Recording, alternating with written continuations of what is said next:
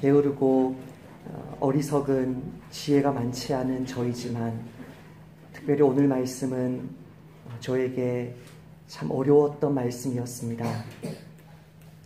성경 연구를 끝내고 간신히 GBS 교재를 만들었지만 이 말씀을 어떻게 설교해야 될지 아직도 잘 모르겠습니다.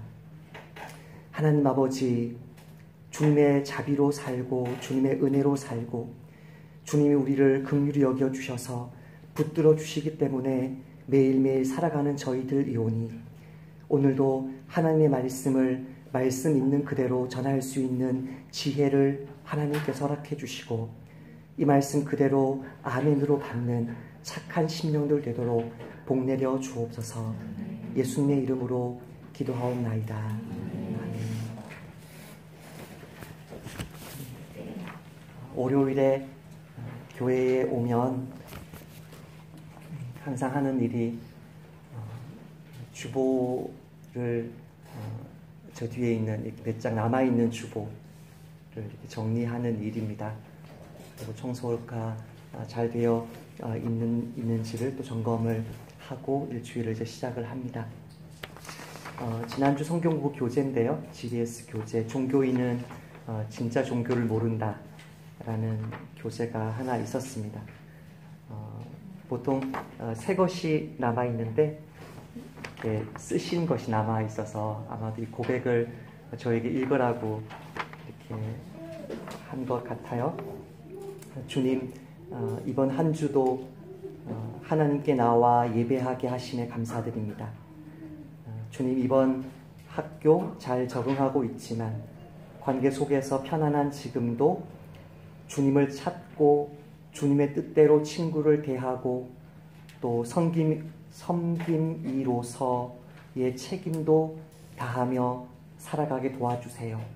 주님, 제가 예배의 자리에서 주님께 온전히 집중하지 못하는 것 같습니다. 그러나 제가 제 자아를 버리고 하나님께 온전히 집중하는 힘은 없지만 난 변화된 사람이라 믿고 성령의 힘으로 나아갈 수 있도록 함께 하여 주세요. 어떻게 지난주 설교를 이렇게 잘 요약을 했을까? 감탄했습니다. 누군지는 잘 모르겠습니다. 짐작이 학생인가? 학교 얘기가 나오니까 학생인가 싶은데 이분은 할례 받지 못한 사람이죠. 이분은 유대인이 아니었죠. 이분은 구약시대의 율법을 받은 사람이 아니었죠. 혈통적인 유대인이 아니었죠. 그럼에도 불구하고 연약함이 있어도 예배 자리에서 주님께 잘 집중하지 못하는 연약함이 있어도 여러 대인관계 속에서 영적으로 씨름하는 것이 있어도 하나님 한 분에게 온전히 집중할 수 있는 힘이 없어도 나는 변화된 사람이라고 믿고 그 믿는 자에게 주시는 그 성령님 의지해서 나아갈 수 있도록 이번 한 주를 나아갈 수 있도록 함께 달라는 이 기도는 설교를 잘 요약한 것과 상관없이 얼마나 아름다운 기도입니까? 이방인인데 하나님의 말씀을 붙들고 믿음으로 성령의 힘으로 살아갈 수 있다는 것이 얼마나 놀랍습니까? 그렇습니다. 유대인도 복음이 필요하고 이방인도 복음이 필요합니다. 왜 그랬습니까? 이방인도 죄인이고 유대인도 죄인입니다. 이방인은 율법 없이 죄 가운데 거하고 유대인은 율법을 가지고 있으면서도 죄 가운데 거합니다. 특별히 지지난주 시간에는 그 유대인들을 향한 하나님의 그 정죄가 피할 수 없다는 사실을 배웠습니다. 왜 피할 수 없습니까? 그 유대인들은 율법을 지키면서 율법을 가르치는 사람이면서도 하나님의 말씀대로 살지 않았습니다. 분명히 하나님의 선한 선물을 가지고 있었습니다. 율법이 그 선물이었습니다. 분명히 하나님과 맺은 그 아름다운 영광스러운 언약 관계를 나타내는 할례를 가지고 있었습니다. 귀한 선물입니다. 그럼에도 불구하고 하나님의 참 백성이 아니라는 것입니다. 왜요?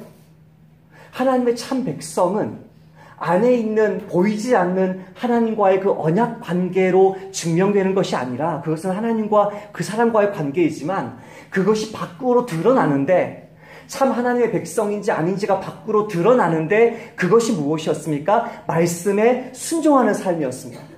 그런데 유대인에게 말씀에 순종하는 삶이 없는 것입니다. 그러니까 세례 요한이 이렇게 말합니다. 요한이 많은 바리새인들과 사두개인들이 세례 베푸는 대로 오는 것을 보고 이르되, 독사의 자식들아, 누가 너희를 가르쳐 지금 너희 위에 머물고 있는, 곧 너희에게 임할 임박한 진노를 피하라 하더냐? 너희들이 유대인이라고? 너희들이 바리새인이라고? 너희들이 사두개인이라고? 너희들이 하나님 백성의 종교와 정치 지도자들로 그렇게 봉사하고 있다고? 너희들 위에 하나님의 진노가 지금 임박해 있다. 그러므로 이 진노를 피하려고 하면, 그러므로 회개에 합당한 열매를 맺고, 얼마나 중요한 사실이냐. 도훈이가 문을 쳐주면서 집중할 수 있도록 하겠습니다. 회개에 합당한 열매를 맺고, 속으로 너희를 기만하지 마라. 속으로 너희들 착각하지 마라. 속으로 아브라함이 우리 조상이라고 생각하지 말라. 하나님이 능히 이 돌들로도, 굴러다니는 돌들로도 하나님의 백성, 아브라함의 자손 되게 하실 것이다. 진짜 하나님과의 그 언약 맺은 것이 진짜라면 삶 속에 열매가 맺히는데, 너희들이 백성들을 그렇게 가르치면서 정죄하고 책망하면서 그렇게 무거운 짐을 지우면서 너희들은 손가락 하나 까딱하지 않는 그 모습이 바로 너희들이 하나님의 정죄받을, 심판받을 사람들이라는 것을 증명하지 않느냐. 마찬가지로 기독교인이라고 해서 무조건 구원받는 것이 아닙니다. 저는 참다운 기독교인을 말하는 것이 아니고,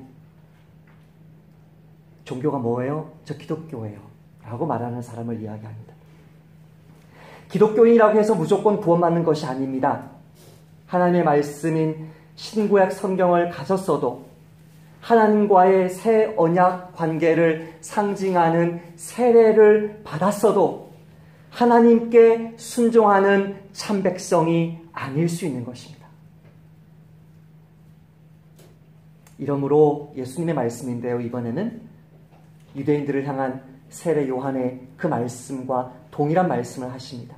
이러므로 그들의 열매로 그들을 알리라.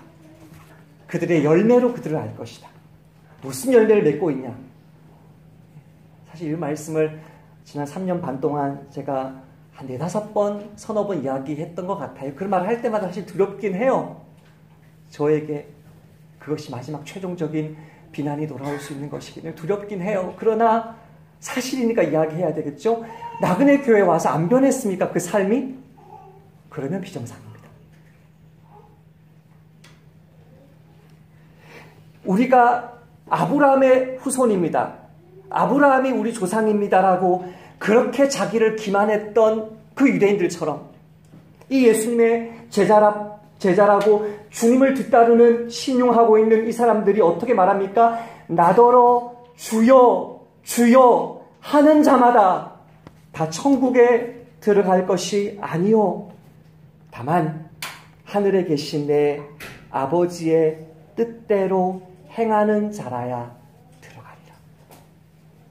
나는 모태신앙인데, 나는 유아 세례 받았는데, 나는 어릴 때부터 교회 다녔는데, 정말 내가 하나님의 백성된 사람이 맞다면 입술로만 주님을 주님이라 부르지 않고, 너희 삶에, 너희 시간을 어떻게 사용하고 있니? 너의 돈을 어떻게 사용하고 있니? 너의 젊음을 어떻게 사용하고 있니? 너의 미래를 어떻게 준비하고 있니? 너보다 못난 사람들을 어떻게 대하고 있니? 가난한 사람들을 너가 어떻게 대하고 있니? 하나님 나라에, 하나님의 그 의에 정말 관심이 있니? 그 삶 속에 예수님을 주님이라고 부르지 않는 자는 하나님의 나라에 들어가지 못한다라고 이야기합니다. 이것을 반복하고 또 반복해서 설교하니까 저는 아직 그런 경험이 없습니다. 복음을 전했는데 복음을 전함받은 성도들이 저에게 찾아와서 막 항의를 하는 그런 경우를 아직 저는 경험해보지 못했습니다. 아마도 제가 복음을 제대로 전해보지 못했을 것 같은데요. 많은 사람들이 복음을 제대로 전하면 성도들이 화를 낸대요. 왜 내가 이렇게 오래도록 신앙생활을 했는데 이토록 열심히 신앙생활을 하고 열심히 봉사를 하고 헌신을 하는데 내가 아직도 복음을 들어야 될 사람입니까? 라고 화를 낸다고 합니다. 이것이 유대인들의 반응이었습니다. 아니, 하나님의 선한 선물인 율법을 내가 가지고 있는데 하나님의 선한 선물인 할례를 내가 그 언약 관계의 상징으로 내 몸에 지니고 있는데 이것이 정말 내 구원에 아무런 유익을 주지 못한단 말입니까? 이것이 오늘 본문의 이슈입니다. 지난주 본문에 이어지는 본문이지만 이 본문 자체가 너무나 어려워서 따로 다루어야 하는데 저에게도 어려워서 일주일 내내 씨름했던 본문의 도입이 문제 제기가 이겁니다. 정말 하나님이 우리를 유대인으로 태어나게 하시고 할례 받게 하시고 어릴 때부터 신앙 공동체에서 자라가게 하셨는데 이것이 정말 아무런 메리트가 유익이 혜택이 없단 말입니까? 이게 문제 제기입니다. 오늘 본문에. 이 문제 제기에 대해서 사도 바울이 답변하는 답변이 오늘 설교의 제목이에요. 하나님은 참되시다. 하나님이 구원하실 때에도 하나님이 심판하실 때도 참되시다. 그 하나님 참되신 하나님 앞에서 정직하게 반응하지 않는 너희들은 거짓되다. 이게 본문의 내용이에요. 그리고 이 본문의 내용을 통해서 하나님이 저와 여러분에게 주시는 말씀은 무엇이냐면 그러므로 참되신 그 하나님 한 분만을 의지할 수밖에 없다. 그분의 은혜만을 붙들 수밖에 없다. 그분의 은혜가 내 삶의 전부이다. 이것이 우리의 적용이에요. 무슨 메시지인지는 제가 알겠어요.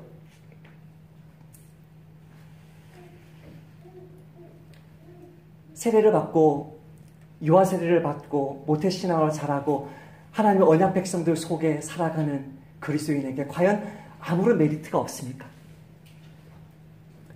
종교인은 참 종교를 모르는데 종교인에게도 복음이 필요한데 그렇다면 그 예수님을 믿고 있는 기독교인 하나님의 백성으로 살아왔던 그 유대교인에게는 그들에게도 복음이 필요하고 그들이 자기 기만에 빠지기 쉽기 때문에 그들의 그 기독교인의 정체성, 유대교인의 정체성에는 그들을 구원할 만한 아무런 유익이 없는 것입니까?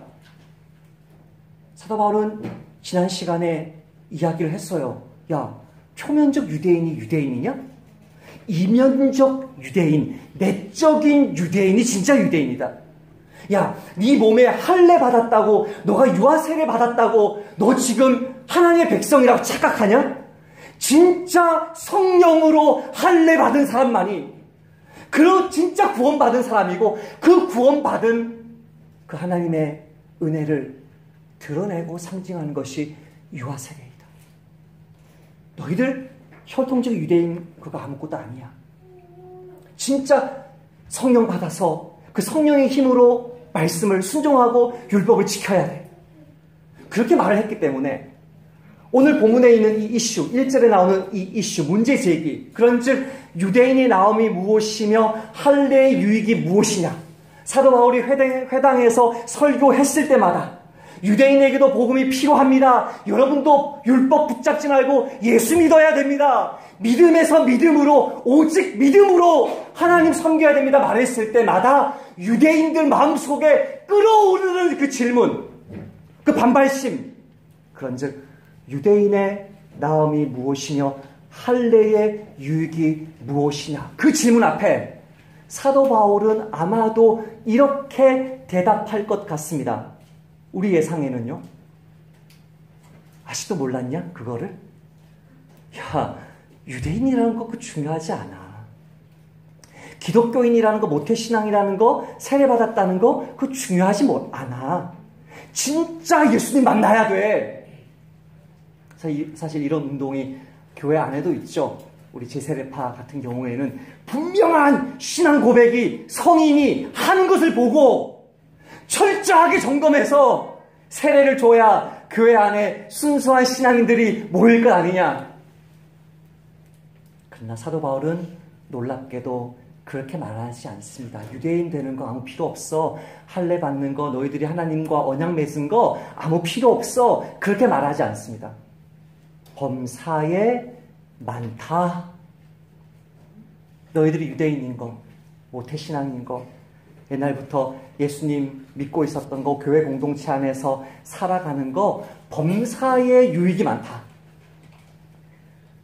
특별히 그 무엇보다도 그 유대인들이 하나님의 말씀을 맡고 있기 때문에 유익이 많다. 여기서 이 말씀은 언뜻 보면 구약 성경을 일반적으로 지칭하는 것 같습니다. 그들은 율법을 가지고 있죠. 그들은 선지서를 가지고 있죠. 시가서를 가지고 있죠. 율법과 선지자, 우리는 선지서와 시가서를 분리하지만 유대인들은 두 개를 같이 보니까 율법과 선지자, 하나님의 말씀, 그 하나님의 말씀에 대한 이스라엘 백성들의 반응, 이 구약 성경을 지칭하는 것 같습니다. 그런데 오늘 우리가 따로 떼어서 유대인도 복음이 필요하다는 이 본문에 속해 있는, 원래는 구조적으로는 속해 있는 이 본문을 따로 떼어서 보고 있는데, 이 따로 떼어 있는 이 본문은 사실 로마서 9장, 10장, 11장에서 본격적으로 구체적으로 다루게 될 유대인의 구원과 관련된 문제거든요. 이 내용이 나중에 우리가 몇 달 뒤에 가서 보면 알겠지만 하나님께서 허락하신다면 그 유대인의 구원과 관련하여서 하나님의 말씀을 그들이 가지고 있다는 것이 그들의 구원에 유익이 많다고 했기 때문에 이 하나님의 말씀은 단순히 일반적으로 구약 성경을 의미한다기보다 좀 더 구체적으로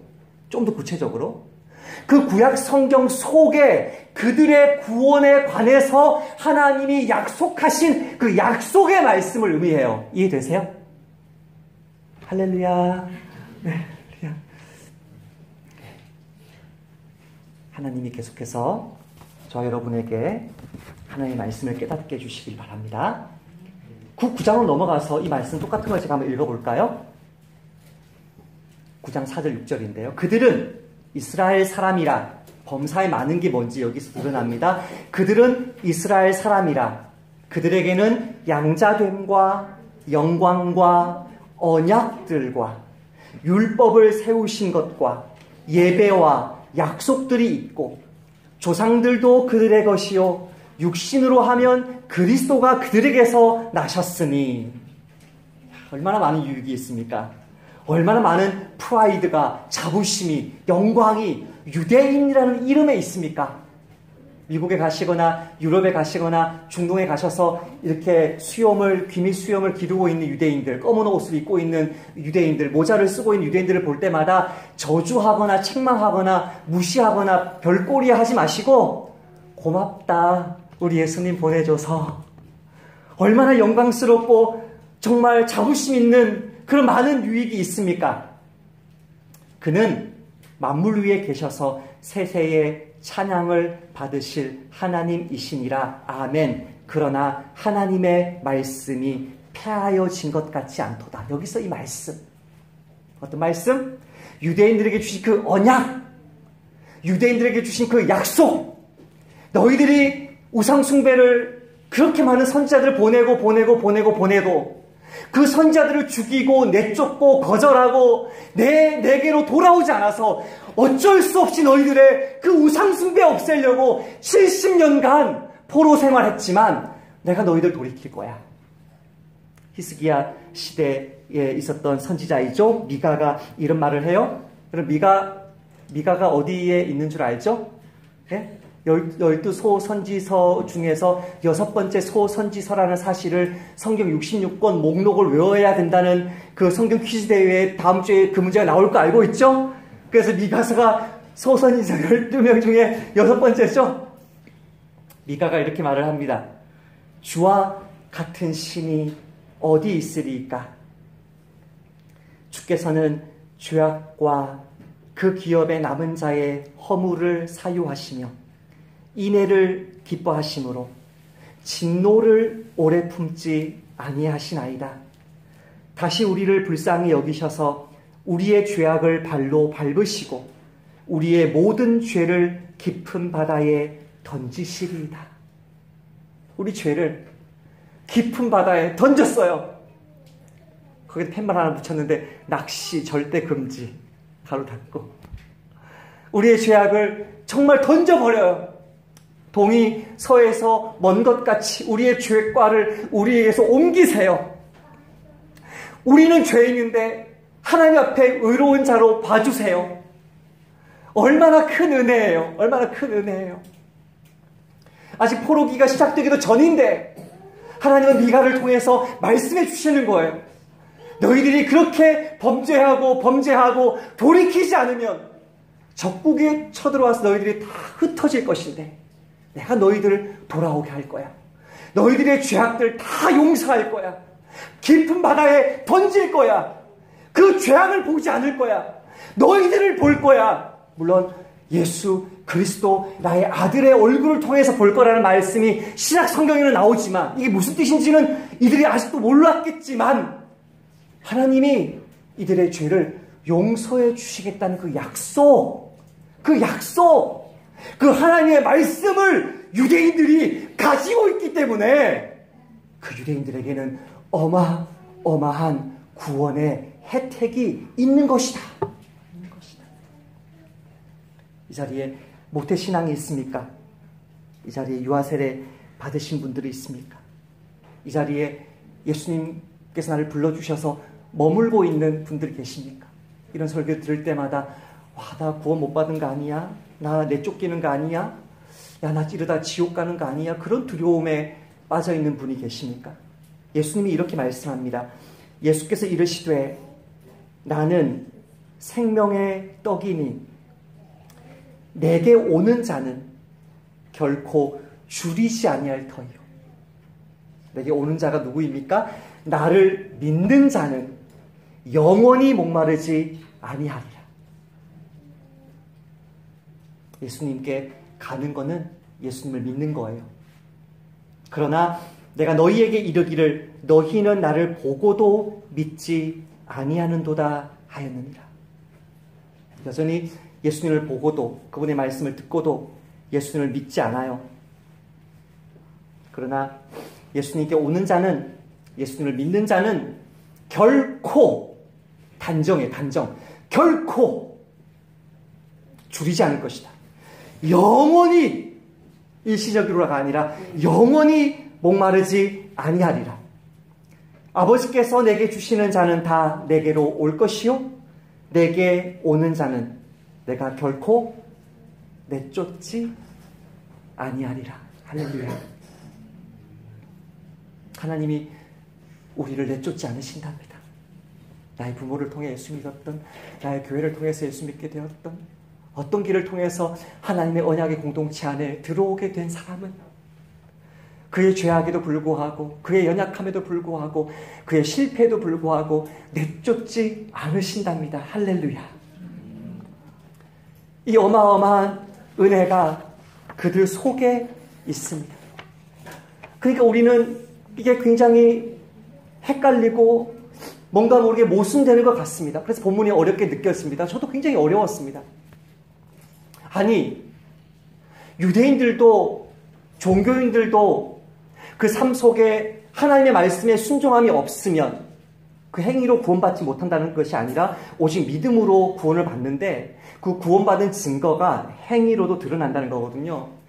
그러면 그 행위가 없는 사람들은 위선자요, 남을 책망하지만 남을 비판하고 정죄하는 것으로 자기를 정죄하는 심판받을 사람인데 그들은 또한 동시에 하나님의 언약을 가지고 있어서 하나님의 약속이 있어서 하나님이 그들을 버리지 않으시고 그들이 돌아오게 될 것이고 그들이 구원받게 될 것이고 그들이 아직 소망이 있다고 말하는 이 사도 바울의 복음 앞에 많은 유대인들이 혼란스러운 거죠. 반발하는 거죠. 그들과의 그 논쟁들이 3절부터 8절까지 이어집니다. 이 논쟁 자체가 어렵더라도 잠시 들여다보고 이 논쟁을 통해서 붙들어야 될 진리가 무엇인지 그것 붙들고 기도하면 하나님께서 주시는 은혜 받아 누리게 될 것입니다. 사도 바울이 이렇게 말합니다. 범사에 많으니 우선은 그들이 하나님의 말씀을 맡았습니다.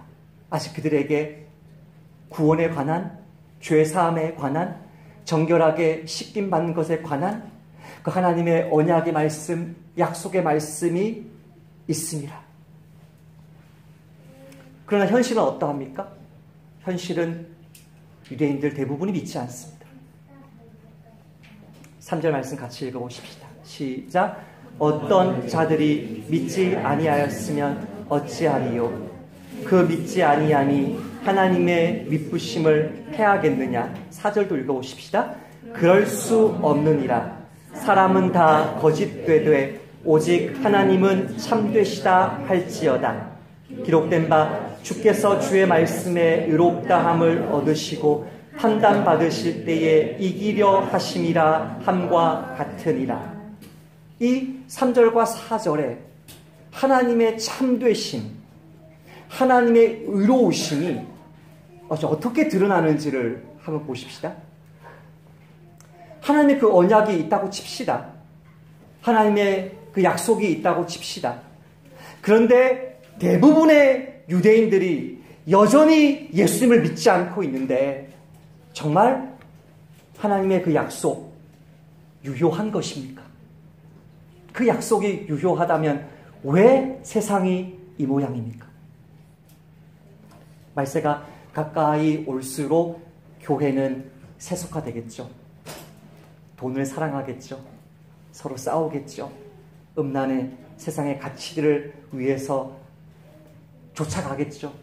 예수님이 재림하시는 그때가 되면 정말 믿음을 보겠느냐. 정말 순수하게 참되게 믿는 사람들이 얼마 없겠죠. 이 땅이 이렇게 넘어지는 사람들이 많고 교회가 세속화되고 배교하는 그런 모습들이 많은데 정말 한번 부른 자를 내쫓지 않으시고 그들을 영원히 목마르지 않게 결코 줄이지 않게 하실 그 하나님의 그 언약이 유효합니까? 대조시킵니다. 사도 바울은 압니다. 유대인들이 믿지 않는 거 압니다. 유대인들이 교회를 핍박하고 있는 것 압니다. 그 유대인들이 예수님을 향해서 사도 바울을 향해서 온갖 거짓말로 비난하고 있는 것 압니다. 어떤 자들이라고 몇 명이 그렇게 믿지 않는 것 같이 말했지만 4절에 사람은 다 거짓되되 유대인이든 이방인이든 다 거짓되다고 했기 때문에 대부분의 유대인들이 믿지 않고 있는 것이죠. 믿지 않고 있는 그 유대인들의 불신 때문에 그들을 구원하고 말겠다는 하나님의 약속이, 그 신실한 약속이 패합니까? 아니요. 따라서 합시다.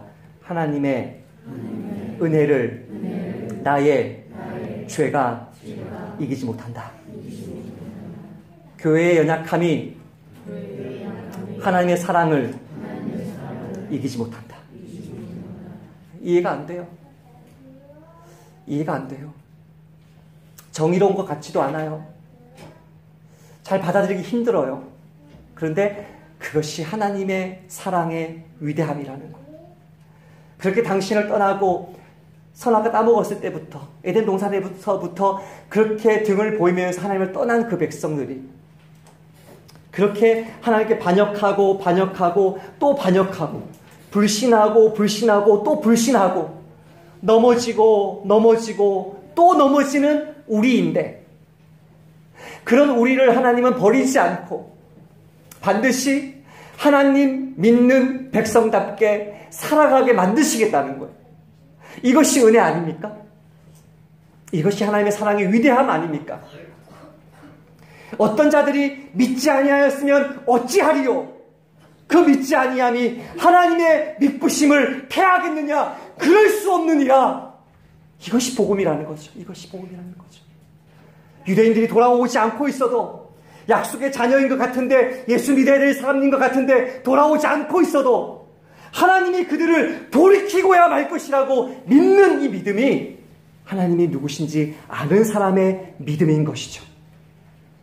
그런데 그렇다고 해서 하나님의 이 언약을, 하나님의 이 언약적인 사랑을, 당신의 아들까지 당신의 성육신을 통해서 친히 당신을 내어주신 이 사랑을 끝까지 거절하는 사람인데도 그가 유대인이라는 이유만으로, 그가 교회 다닌다는 이유만으로, 세례받았다는 이유만으로 구원받겠느냐? 그렇지는 않습니다. 4절 하반절 다시 읽겠습니다. 다윗이 밧세바를 범하고 나서 시편 51편에서 하나님이 그 죄악을 심판하시고 아기를 죽이시고 하나님이 다윗을 짓누르셨을 때 다윗이 고백한 거거든요. 이 말씀이 기록된 바, 그 부분 읽어보십시다. 기록된 바 주께서 주의 말씀에 의롭다 하심을 얻으시고 판단 받으실 때에 이기려 하심이라. 하나님은 우리의 죄를 이겨요. 우리의 불순종을 이겨요. 우리의 패역함을 이겨요. 끝까지 우리를 붙들어줘요. 그런데도 그렇게 오래 참으신 하나님이, 천대까지 자비를 보신 하나님이 참고 또 참는데 그 하나님을 끝까지, 예수님 오실 때까지 끝까지 거절하고 저주하고 죄 가운데 머무는 사람은, 돌이키지 않는 사람은, 하나님을 업신여기는 사람은 그 하나님의 참되심을, 하나님의 의로우심을, 하나님의 정직하심을 경험하게 될 것인데 자기의 구원으로 경험하는 것이 아니라 심판당함으로 경험하게 될 것이고, 그 심판당하는 중에도 아무 말 주님 앞에 할 수 없어서 울며 이를 갈며 지옥으로 떨어지는 그런 하나님의 의로우심을 맛보게 될 것이라고 경고하는 거죠, 사도 바울이. 하나로 그냥 유대인들 다 지옥 갈 거야, 아니면 다 구원받을 거야, 이렇게 말했으면 복음이 심플한 것 같고 말씀이 간단한 것 같은데, 하나님의 약속의 말씀은 약속의 말씀대로 분명하게 선포해 주면서 그 약속의 말씀을 업신여기고 있는 너 유대인들은 안전하지 않아. 진노가 머물러 있어.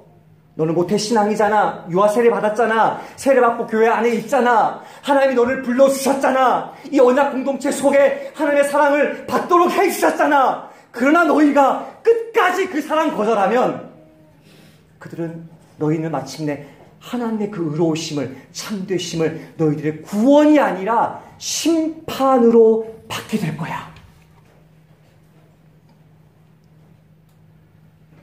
하나님의 의로우심이, 참되심이 심판을 통해서도 드러난다는 사실을 알게 되었을 때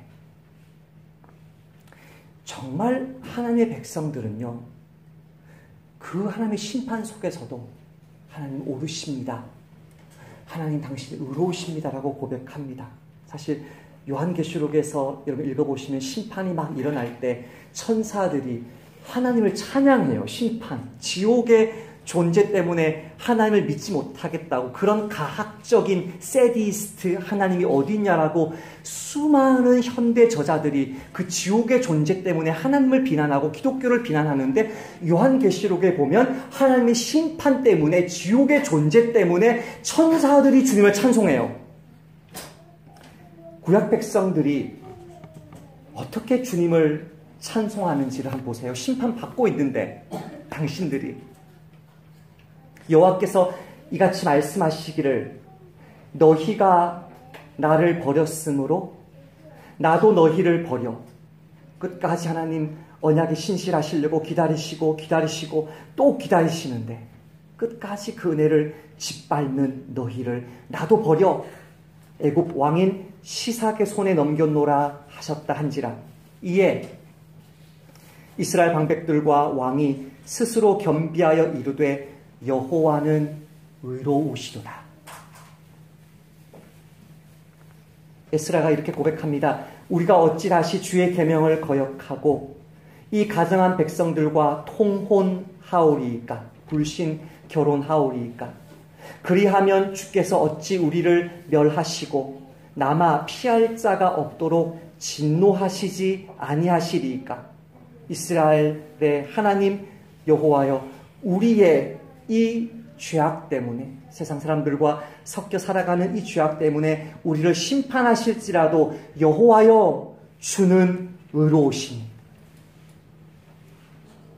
느헤미야가 동일한 고백을 합니다. 그러나 우리가 당한 모든 일에 주는 공의로우시니 우리는 악을 행하여 싸우나 주께서는 진실하게 행하였음이니이다. 예레미야 에가에서, 다니엘에서, 구약의 많은 선지자들이 동일한 고백을 합니다. 그리고 데살로니가 후서에서 사도 바울이 이렇게 말합니다. 너희로 환난을 받게 하는 자들에게는 환난으로 갚으시고 너희 교회를 핍박하는 자들에게 하나님이 환난으로 갚으시고 환난을 받는 너희에게는 우리와 함께 안식으로 갚으시는 것이 하나님의 공의이시니. 여러분, 지난주에 어떤 고난 받으셨습니까? 지금 여러분 어떤 고난 받고 계십니까? 그 고난들 속에는 여러분이 이해할 수 없는 고난도 있습니다. 우린 욥기를 알고 있습니다. 말씀대로 살려고 몸부림치고 있는데 하나님 말씀에 순종해서 그렇게 복음 전하고 가정주부로, 남편으로, 자식으로, 부모로 살고 있는데 내가 이해할 수 없는 고난을 받는 경우도 있습니다. 그러나 어떤 고난은 하나님의 징계로서의 고난이 분명한 고난들도 있습니다. 이번 주를 돌아보세요. 지난 1년을 돌아보세요. 지금 우리의 삶을 돌아보세요. 정말 내가 불순종했기 때문에 받지 않아도 될 고난을 자기 죄 때문에 받으면서 성도들 앞에서 자기가 마치 의로운 고난을 당하는 것처럼 말하고 있는, 제가 순간 대형교회 목사 얘기하려고 했는데요. 우리의 모습이 얼마나 많습니까? 그때 여러분 어떤 마음이 드나요? 내가 잘못해서, 내가 불순종해서, 내가 기도와 말씀의 자리를 떠나서 세상의 가치를 쫓아가다가 걸려 넘어졌을 때 하나님이 그런 나를 다시 일으켜주면서, 그냥 일으켜주면서 툴툴툴 털고 하셔도 되지만, 몇 번 그렇게 했어요. 수없이 그렇게 했어요. 근데 얘가 도저히 정신을 못 차리니까 매를 들어서 때려서라도 이렇게 하니까 넘어지잖아. 이제는 분별하고 내 안에 거하고 내 말씀 붙들고 성령님 의지하면서 가자. 그렇게 연단하실 때 여러분 마음속에 어떤 마음이 듭니까? 그 하나님을 향한 원망과 불평과 쓴마음이 쏟아집니까? 여러분 정말 어린아이이시거나 여러분 구원을 두렵고 떨림으로 이루어야 돼요. 조심해야 돼요, 그 사람들은. 그러나 정말 성숙한 사람은, 정말 하나님의 자녀들은 뭐라고 이야기해요? 하나님, 내가 심판받는 가운데서도 하나님은 의로우십니다. 이게 믿는 자, 이게 성숙한 자, 이게 하나님 백성들의 반응이라는 거예요. 사도 바울이 말하는 거는. 사도 바울의 마음속에서 기대하고 있었던 반응, 설교하고 나서 회당 중에 있는 유대인들이 보여주기를 기대했던 반응, 그게 이게 사도 바울의 반응이었다는 거예요. 그런데 유대인들이 뭐라고 이야기해요? 유대인들이 이렇게 불평, 불만을 쏟아냅니다. 5절과 7절인데요. 먼저 5절을 읽어보십시다. 시작. 그러나 우리 불의가 하나님의 의를 드러나게 하면 무슨 말하리요? 내가 사람의 말대로 말하는 대로 말하노니 진노를 내리시는 하나님이 불의하시냐? 내가 사람의 말하는 대로 말하노니를 가로쳐가지고 이 말을 사도 바울이 끼워 넣은 게 이유가 뭐냐면요.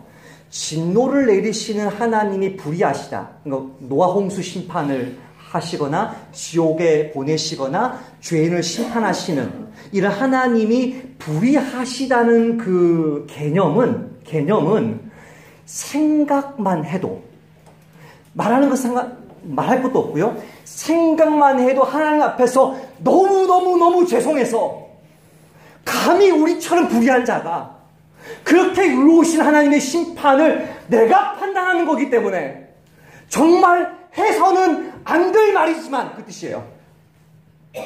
이건 해서는 안 될 말이다. 근데 사람들이 이런 생각을 너무나 많이 하고 있기 때문에 사람이 말하는 예대로, 옛날 버전에서는 사람이 말하는 대로 말하노니 진노하시는 하나님이 불의하시단 말이냐? 그럴 수 없다. 하나님이 당신의 의를 심판 중에도 드러내는데 우리 유대인이 하나님의 언약 백성인데도 우리를 심판하신다고요? 우리는 유대인이기 때문에 그냥 구원받는 건데, 우리는 유대인이기 때문에 그냥 천국 가는 건데 우리를 심판하신다고요? 근데 그 심판하시는 가운데 하나님의 의가 드러난다고요? 그러면 우리의 불의가 하나님의 의를 드러냈는데 그런 우리를 하나님이 심판한다고요? 하나님 불의하시네요. 이게 궤변이죠. 하나님을 경외하는 사람은 하나님의 심판을 직면해도 하나님 의로우십니다라고 고백하는데, 멸망하기로 작정된 그 길을 입 밖으로 꺼내서는 안 되는 말들을 꺼내면서 왜 노홍수, 왜 선악과, 왜 지옥, 이것저것 성경에 자기 머리로 이해 안 되는 것들을 들먹여가면서 하나님은 불공평하다고 말하는 그 궤변.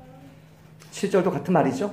그러나 나의 거짓말로 하나님의 참되심이 더 풍성하여, 이 참되심 역시 심판 가운데 드러난 참되심이거든요.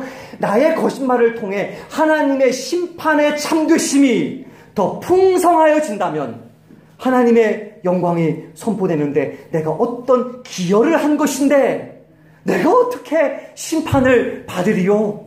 목사님, 내가 목사님을 많이 괴롭혀가지고 목사님이 더 기도에 전무하게 만들었다면 저는 착한 성도. 죄송해요. 안 웃겼어요?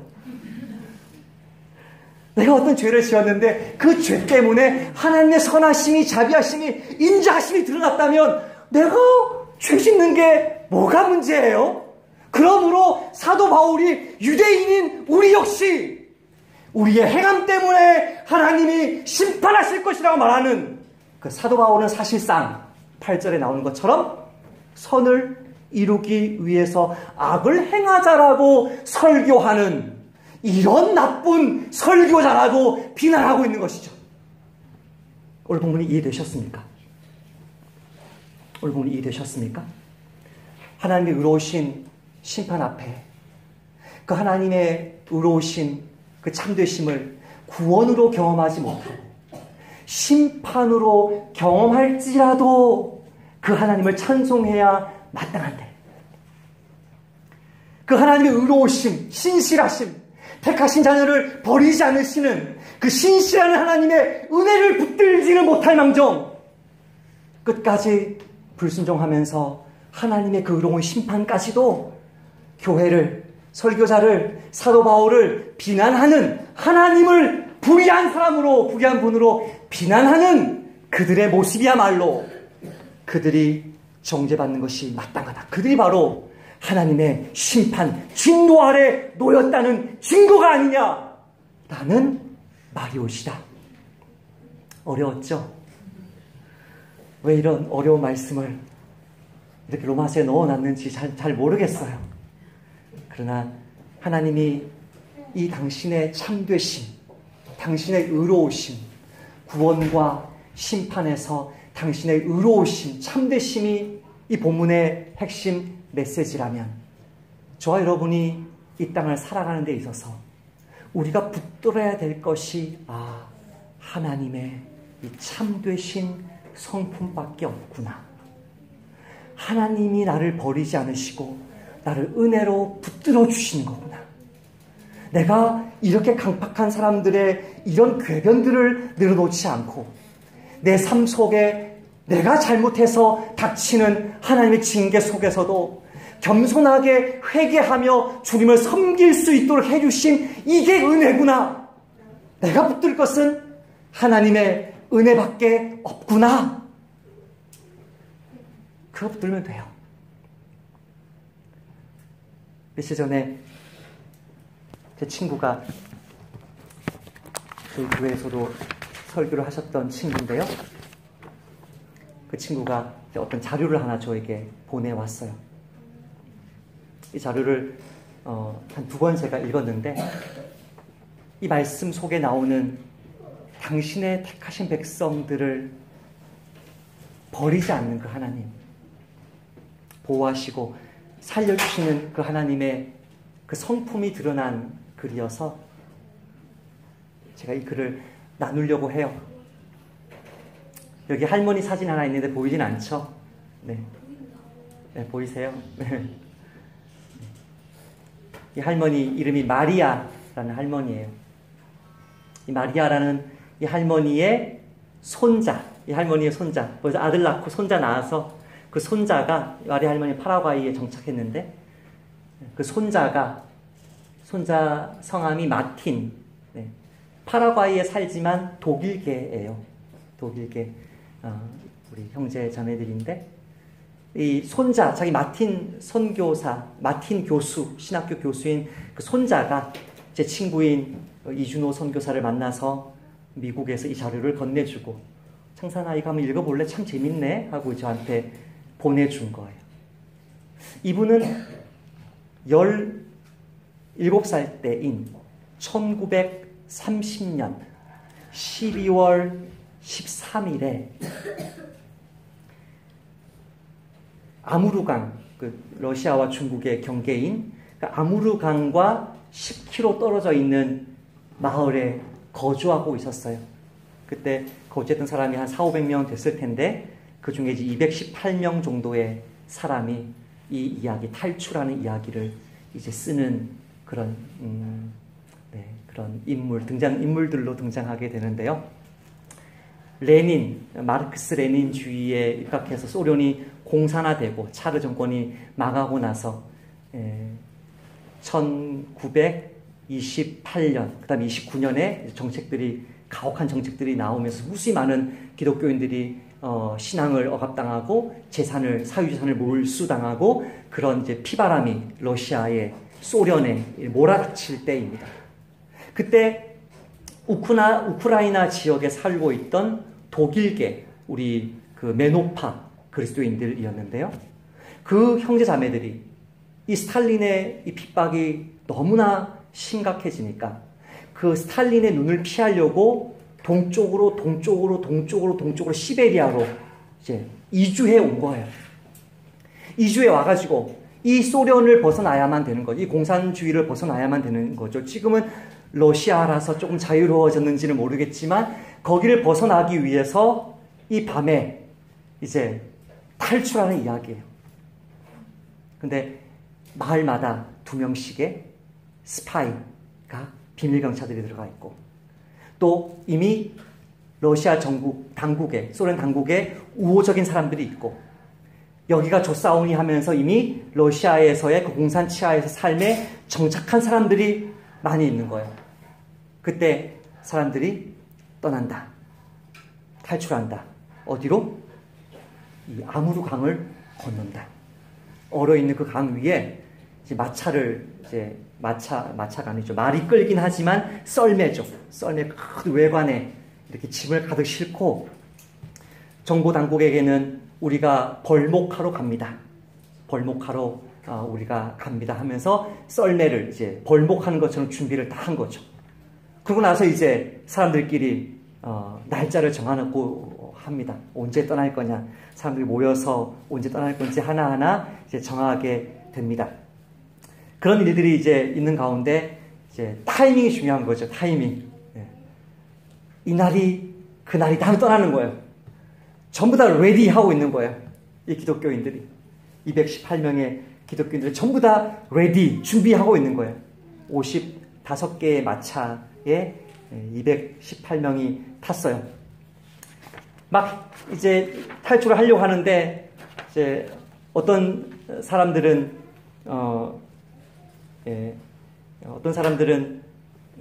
나 떠나기 전에 집 팔아야 돼요. 나 떠나기 전에 땅 팔아야 되고 곡식 팔아야 되고 떠나기 전에 소를 도축해야 되고 음식도 마련해야 되고 날짜가 안 잡히는 거야. 날짜가.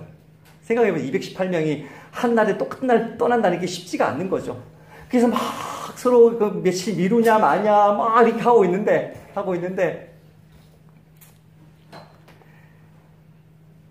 중국에서 건너온, 여기는 알렉산더라고 나오는데 중국 사람 이름이 알렉산더 이름이 없기 때문에 아마 가명을 썼겠죠, 이 중국인이.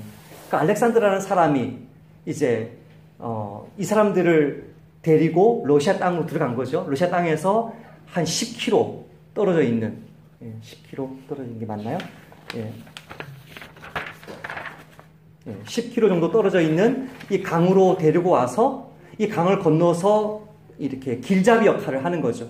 그걸 하려고 고용된 사람인데 이 사람이 계속 남의 집 뒷간에 숨어 있는데 날짜를 못 잡고 있으니까 화가 난 거지, 사람이. 오늘 밤 안 떠나면 나 집에 갈 거라고. 빨리 가자고 해가지고 이제 사람들이 떠나는데 이렇게 사인합니다. Tonight is the night. 오늘이 그날이야. 이게 사인이에요. 근데 이거를 이 팀 리더가, 이 촌장이 오늘이 그날이야. 말을 해주는 사람을 결정하는 거예요.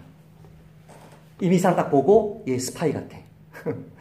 얘 너무 많이 지금 러시아 사람들과 친한 것 같아. 이 사람에게 말하면 이거 다 발각되는 거라고 생각하면은 말을 못하는 거예요. 또 어린 아기를 데리고 있는 가정도 함께 갈 수 없다고 생각하는 거예요. 아이가 울면 다 발각이 됩니까? 강폭이 3.2km의 강폭인데 이 강 옆에 1.6km마다 러시아 그 군인들이 기관총 들고 서 있는데 요 1.6km마다 서 있는 요게 800m 요 사이를 썰매 54개가 200 수십 명이 지나가는 것은 사실은 그 자체로도 불가능한 일인데 오늘이 그날입니다. 그래서 새벽 1시에 출발합니다. 1시에 출발해서 내려가는데 강둑까지 갔어요.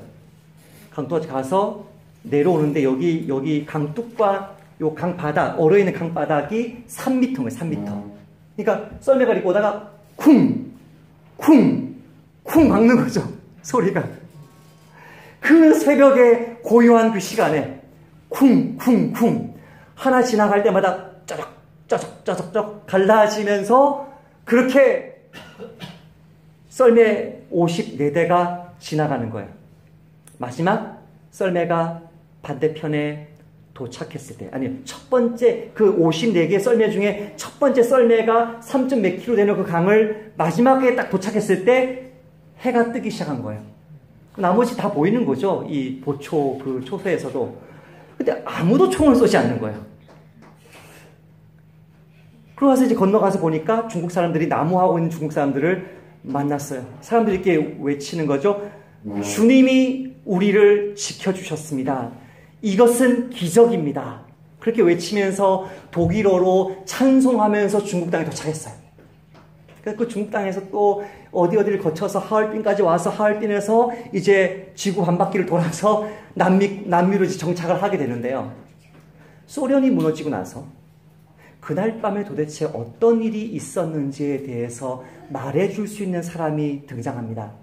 그 사람의 이름은 여기서는 블랙이라고 나오는데 역시 가명이죠. 이 블랙이라는 사람이 캐나다에 와서는 그때 그날 새벽에 본 광경을 간증하는 것입니다. 자기가 보니까 사람들이 엄청난 소리를 내면서 지나가고 있더래요. 이것들이 죽으려고 환장했나? 총을 쏘려고 하는데 in circle이라고 표현을 했어요. 여기서 그게 천사인지 군인 병력인지는 나와 있지 않은데 요 210 몇 명을 무장을 한 사람들이 둘러쳐져 있기 때문에 요거를 쏘면은 우리에게 어마어마한 공격이 오기 때문에 방아쇠를 놓고도 쏘지를 못했다는 거예요. 그래서 이 할머니가 파라과이로 정착해서 자손들 이렇게 내면서 그날 있었던 그 기적을 6페이지에 간증을 쓴 것을 제가 읽었어요. 두 가지로 한번 하나님의 은혜가 뭔지를 이야기해 볼까요?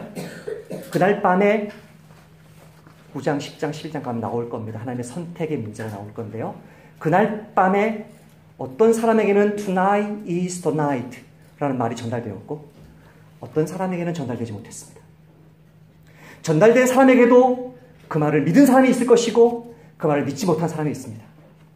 그날 가고 싶었는데 마리아의 아빠를 비롯해서 가고 싶었는데 소련 당국이 강제 노동으로 8명을 차출해 가가지고 그 사람들은 가지 못했습니다. 그 8명 중에 마리아 오빠는 도망쳐 나와가지고 이날 밤에 탈출했습니다.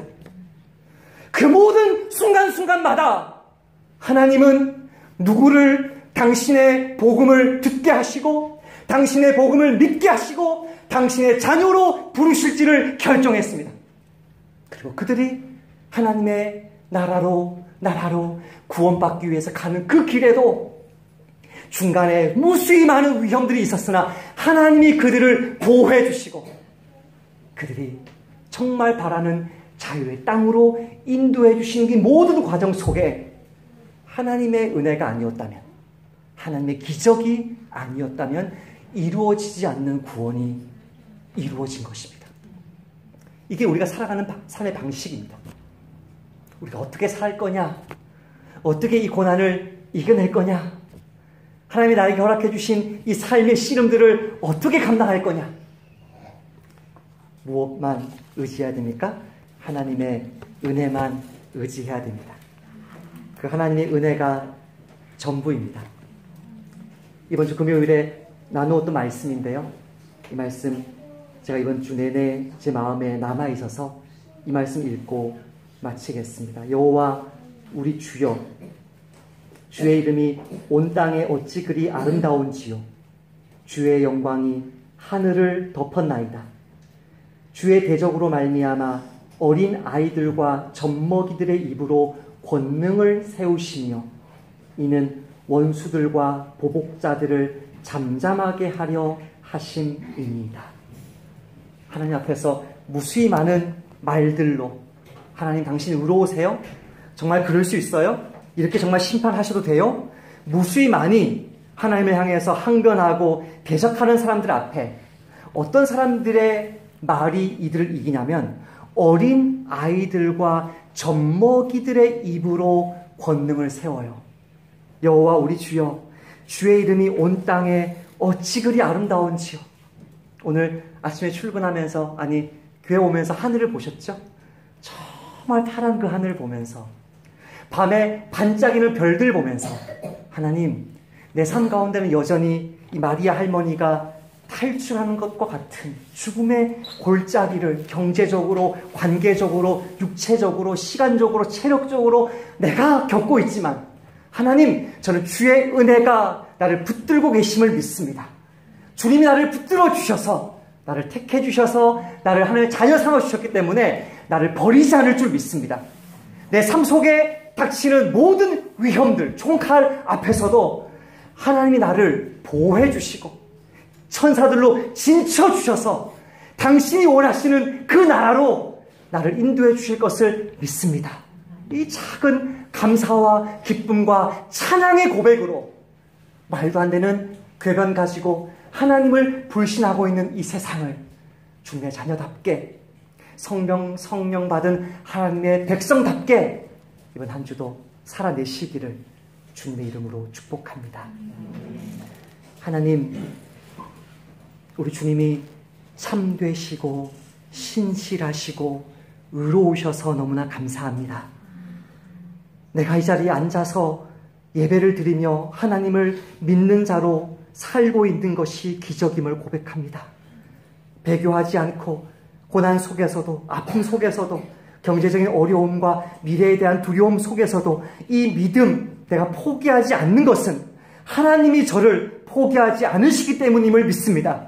주님, 이번 한 주도 여전히 많은 사람들의 세상의 비난과 정죄와 내 마음속에 솟아오르는 의심들 있을 때마다 파란 하늘, 별이 반짝이는 하늘, 그 작은 하나님의 그 영광을 보면서도 기뻐서 어쩔 줄 모르는 어린아이의 그 믿음, 그 겸손, 그 찬양과 감사 내 마음에 마르지 않게 도와주셔서 이번 한 주도 오직 믿음으로, 오직 성령님 의지해서 말씀에 순종하며 살아가는 나그네 교회 모든 성도들 되도록 은혜 베풀어 주옵소서. 예수님의 이름으로 기도하옵나이다.